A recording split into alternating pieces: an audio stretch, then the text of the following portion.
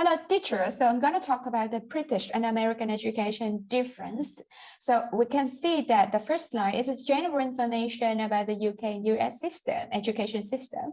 We can see education in Britain is provided by the local education authority in each country. It is financed partly by the government and partly by local taxes. Until recently, planning and organization were not controlled by the central government. And the US, everyone had both right and obligation to go to school.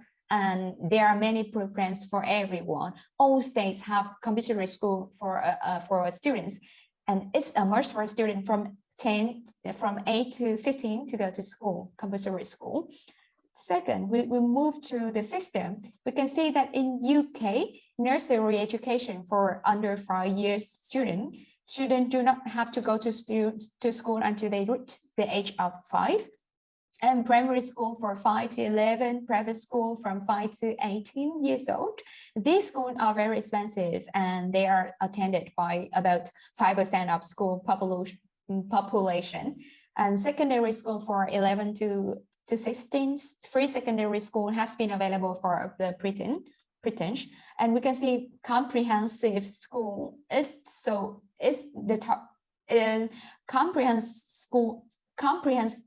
Comprehensive school want to develop talents of each individual child, and we can see in US public and private school are really common. The system, we can see that it has early childhood education, free public education begin with kindergarten, usually half-day classes for 5 years old, and elementary school and high school. American high school schools have a commitment to offer both a general college preparatory program for those interested in higher education and vocational training for students.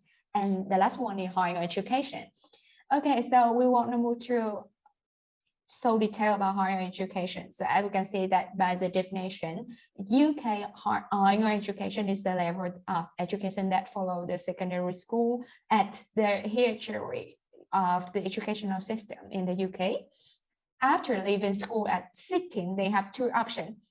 The first one, they can choose to study further education, college, like vocational training, or the second one, they can choose the youth opportunity scheme, working with a business or an industry for 6 months, and they can have a small wage to get experience of work.